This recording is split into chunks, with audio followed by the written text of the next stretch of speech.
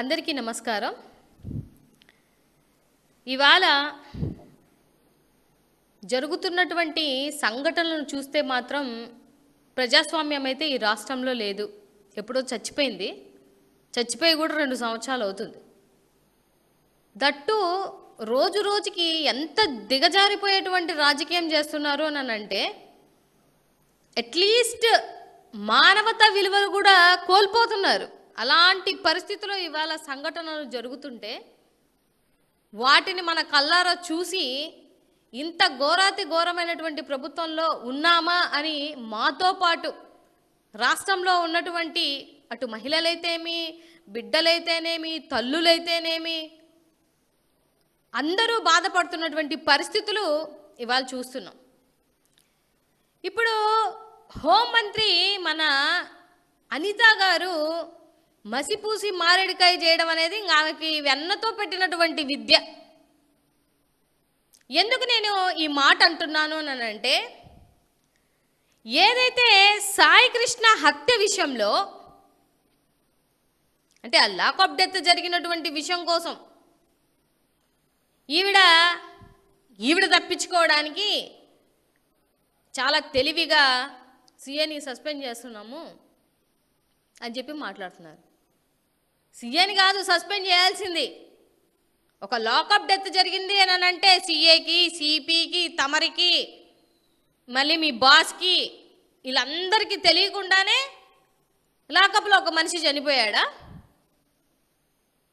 నాకు తెలియక అడుగుతాను, అక్క నువ్వు కదా రాజీనామా చేయాలి. నీ శాఖలో నువ్వు విఫలమయ్యావు. ఒక్క క్షణం కూడా ఉండే అర్హత నీకు లేదు. నిసిగ్గుగా బుద్ధి తెచ్చుకొని నిండు ప్రాణాలు నీ మంత్రి శాఖలో పోగొడుతున్నావు కాబట్టి నిసిగ్గుగా నువ్వు రాజీనామా చెయ్యాలి. నువ్వు కదా రాజీనామా చేయాలి. నేను సీఏని సస్పెండ్ చేశాను, కానిస్టేబుల్ని సస్పెండ్ చేశాను. ఈ కబుర్లని ఎందుకు? ఈ కాకమ్మ కబుర్లు చెప్తే ఎవరు రాష్ట్రంలో వినరు. నిజంగా నేను ఒక మాట అడుగుతున్నాను, రాజకీయాలన్నీ పక్కన పెట్టండి. అనిత గారు, మీరు కూడా ఒక తల్లే కదా.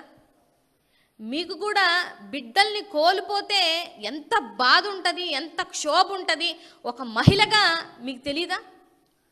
ఆ తల్లి పడుతున్నటువంటి ఆవేదన, ఆ తల్లి కడుపు కోత, ఆ తల్లి ఘోష నీకు వినిపిస్తుందా, వినిపించట్లేదా? అనితక్క, నాకు ఒక మాట చెప్పండి.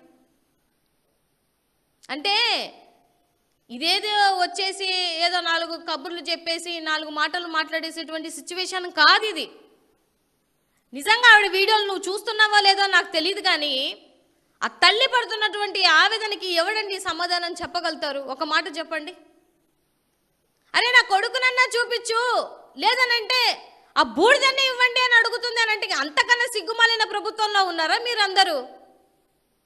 నేను ఎక్కడా చూడలేదు. ఏ రాజకీయ పార్టీలు కానీ ఇన్ని సంవత్సరాల రాజకీయ చరిత్రలో బిడ్డలు చచ్చిపోతే బిడ్డల్ని చూపించండి, లేకపోతే బూడిద ఇవ్వండి అనేటువంటి ప్రభుత్వంలో మీరున్నారు అని అంటే ఎందుకు మీ పదవులు రాజీనామా చేసి పడేయండి. మీకు చేత కాకపోతే రాజీనామాలు చేయండి. మళ్ళీ నిసిగ్గుగా వచ్చి మేము ఈ ర్యాంకులో ఉన్నాం, ఆ ర్యాంకులో ఉన్నాం. ఏ ర్యాంకులో ఉన్నావు? చివరి ర్యాంకులో ఉన్నావు. టాప్ 3లో లేవు, టాప్ 5లో లేవు, టాప్ 10లో లేవు, టాప్ 50లో కూడా లేవు.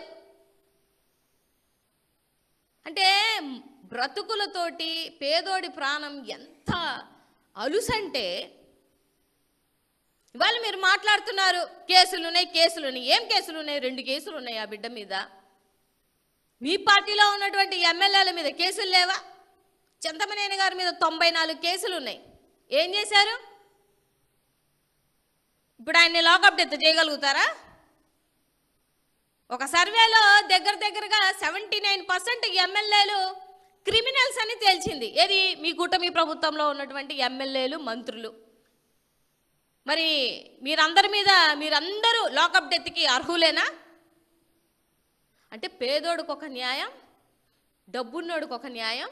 మీకు పదవులు వచ్చి అధికార మదం నెత్తికెక్కిన తర్వాత అసలు లాకప్ డెత్తే దారుణం. దాన్ని మళ్ళీ చంపేసి కాల్చేసి బూడిద తీసుకెళ్ళి మళ్ళీ కలిపేశారు అని అంటే ఎంత అధికార మదంతో మీరు ఈ పనులు చేసి ఉంటారండి. అసలు ఆ ఫోటోలు చూసినా, కన్న తల్లి ఆవేదన చూసినా ఒళ్ళంతా ఒకలాంటి ఫీలింగ్ వస్తుంది. అంత బాధ కలుగుతుంది ఎవరికైనా. మన హోంమంత్రి అనితకి మాత్రం అబ్బే చీమ గుట్టినట్టు కూడా లేదు ఆమెకి. ఆమె రిప్లైలు కూడా చూడండి ఎట్లిస్తుందో. ఏదో నా ఇంట్లో కాదు కదా జరిగింది, ఎవరికో కదా, ఎవరో ఆడబిడ్డకి కదా. మధ్యలో ఈ బ్రోకరిజం చేశాడంట ఓ పెద్ద మనిషి, 50 లక్షలకి సెటిల్మెంట్. జనసేనకు సంబంధించినటువంటి ఇన్ఛార్జి అరెస్ట్ చేశారా? యాక్షన్ తీసుకున్నారా? ఏం ఆయన ఎందుకు వదిలేశారు? సీఎం మీద ఎందుకు పడ్డారు? మొత్తం ఉన్నటువంటి ఆ రోజు సంఘటనలో ఉన్న వాళ్ళందరినీ సస్పెండ్ చేయండి, చేసి తమ రాజీనామా చేయండి.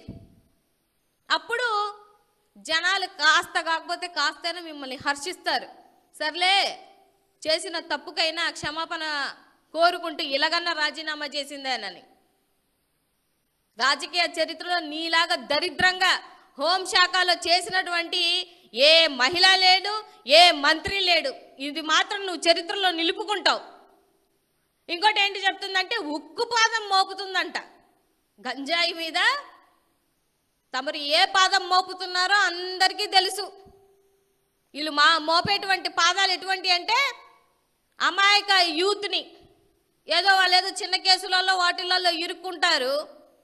ఇరుక్కొని వీళ్ళే తీసుకెళ్ళి డ్రగ్స్ వాళ్ళకి అప్పచెప్పేసి ఆ డ్రగ్స్ వీళ్ళే పట్టించారని చెప్పేసి ఇదిగో రోజు రోజుకి వీళ్ళని హరాస్మెంట్ చేస్తే కొంతమంది సూసైడ్ చేసుకుంటున్నారు. లేదంటే మీరు లాకప్ డెత్ చేసేసి మేము ఉక్కుపాదం మోపుతున్నామంటే ఇది ఒక కొత్త ట్రెండ్. ఆ నెల్లు వాళ్ళతో సావాసం చేస్తే వాళ్ళు వీళ్ళు అవుతారు అన్నట్టు మంచి మంచి స్క్రిప్ట్లే చేస్తున్నావు అనితక్క. దొరికిపోతావు, కాకపోతే దొరికిపోయావు కూడా ఇన్ఫ్యాక్ట్ చెప్పాలేనంటే. సో మీరు అమాయకుల్ని టార్గెట్ చేసి గాంజాయి ఈ రాష్ట్రంలో ఎక్కడ తిరగట్లేదా? ఎక్కడెక్కడ తిరుగుతుందో మమ్మల్ని చెప్పమంటారా? పట్టుకున్న తర్వాత కూడా ఎంతెంత లంచాలు తీసుకొని వదులుతున్నారో చెప్పమంటారా? అవన్నీ పక్కన పెట్టి ఇవాళ ఒక యువత రీసెంట్గా కూడా ఇందాకే చూశాను నేను వీడియో, ఒక దళిత యువకుడు క్రాంతి, అదే పోలీస్ స్టేషను అదే సిఐ బాధితుడు ఒక సూసైడ్ వీడియో చేసి దగ్గర నెల రోజులు అవుతుంది. ఏం చేస్తున్నావు తల్లి నువ్వు? అంటే నీకు తెలియకుండా జరుగుతుందా? నీకు తెలిసే జరుగుతుందా? సరే నన్ను ఎవడు ఏం చేయలేడు అనే ఒక అధికార మదంతో చేస్తున్నావా? ఎవరు అండతో చేసి నువ్వు చేస్తున్నావు అన్న విషయం సమాధానం చెప్పాలి. పొద్దున్న లేచి దళిత మహిళని అంటావు కదా, చనిపోయాడు నీ దళిత సోదరుడు, చేతనైతే న్యాయం చేయగలుగుతావా? చేయలేవు. అంటే నువ్వు దొరికినప్పుడల్లా, నువ్వు తప్పు జరిగినప్పుడల్లా దళిత కార్డును మాత్రం వాడుకుంటావు. ప్రజలకి ఏమీ చెయ్యవు. ఏ దళితుడికి న్యాయం చెయ్యవు, ఏ దళిత మహిళకి న్యాయం చెయ్యవు, అసలు మహిళలకే న్యాయం చెయ్యవు. నువ్వు మహిళలకి న్యాయం చేసి సంరక్షణగా ఉండింటే నీ ర్యాంకు మంచి ర్యాంకులో ఉండేది, అట్లీస్ట్ టాప్ 3లో ఉండేదానివి కదా.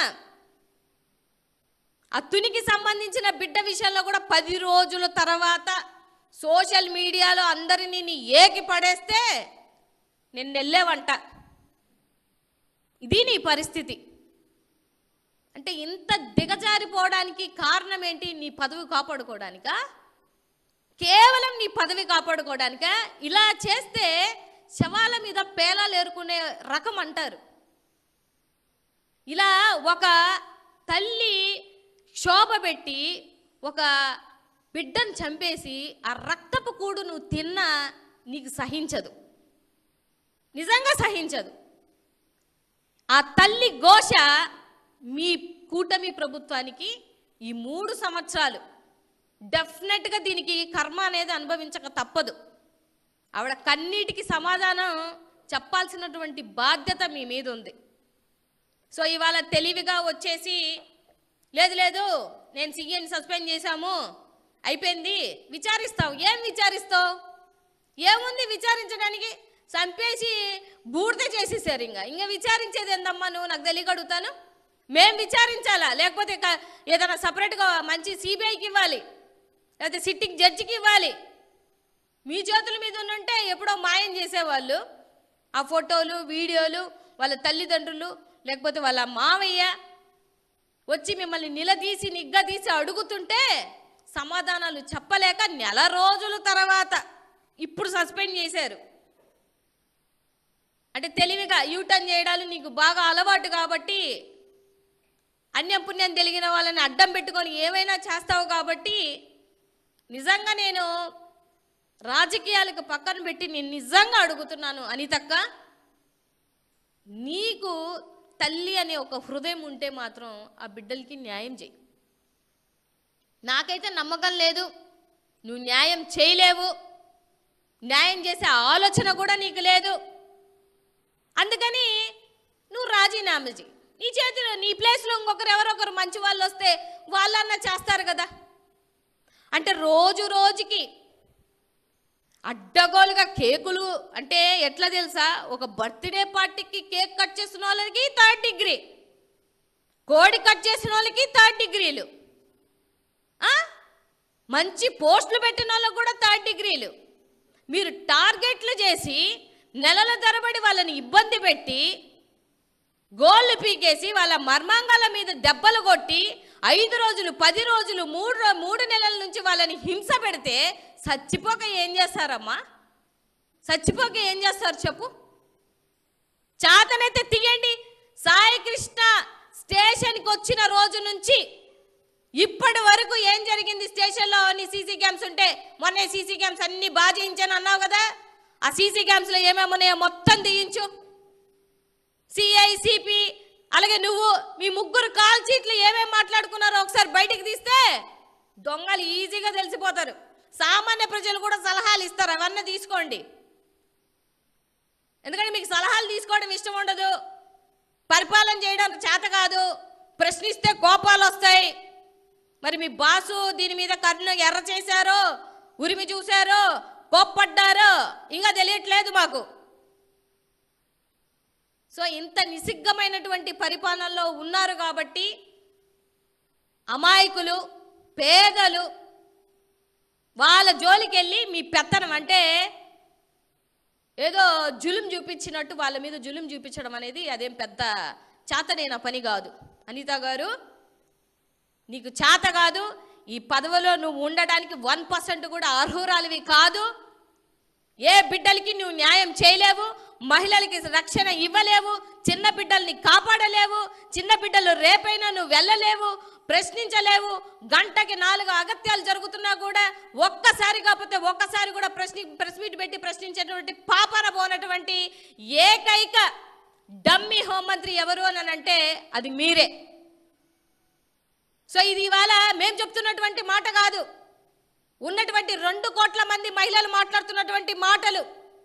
మీ వల్ల చచ్చిపోయినటువంటి తల్లులు పడుతున్నటువంటి క్షోభ, మీ వల్ల యువత నాశనం అయిపోతున్నా కూడా వాళ్ళ ఇంట్లో ఉన్నటువంటి బాధ, మీ వల్ల శవాలై బూడిదలై బాధపడుతున్నటువంటి వాళ్ళ కుటుంబ సంపదలు జరుగుతున్నటువంటి ఒక ఘోష, వీటన్నిటికీ మీకు సమాధానం చెప్పేటువంటి సమయం కూడా మీకు లేనంతగా మీ పర్సనల్గా మీరు ఎక్కడో సినిమా షూటింగ్లలో లేకపోతే కబడ్డీ ఆడడంలో మ్యూజికల్ నైట్స్లలో మీరు ఎంజాయ్ చేస్తుంటే ఇట్లాంటి బిడ్డలు చచ్చిపోక ఏమవుతుందమ్మా అనిత గారు? సో నేనైతే అందరి తరపున, ఆ బిడ్డల తరపున మీరు వదిలేసిన మా జగన్మోహన్ రెడ్డి గారు మాత్రం వదలరు. మీరు న్యాయం చేయకుండా ఉన్నట్లయితే మాకు ప్రభుత్వం వచ్చిన తర్వాత జగన్మోహన్ రెడ్డి గారు ఎవరెవరైతే ఇందులో ఉన్నారో ఒక్కరిని కూడా వదిలిపెట్టే ప్రసక్తి లేదు. అందరినీ తీసుకొని వచ్చి నిసిగ్గుగా కోర్టు ముందు నిలబెట్టి మీకు ఎటువంటి శిక్షలు పడాలో అటువంటి శిక్షలు పడేదాకా ఊరుకునే ప్రసక్తి లేదు. ఈ మాట జగనన్న ఎప్పుడో చెప్పినటువంటి మాట.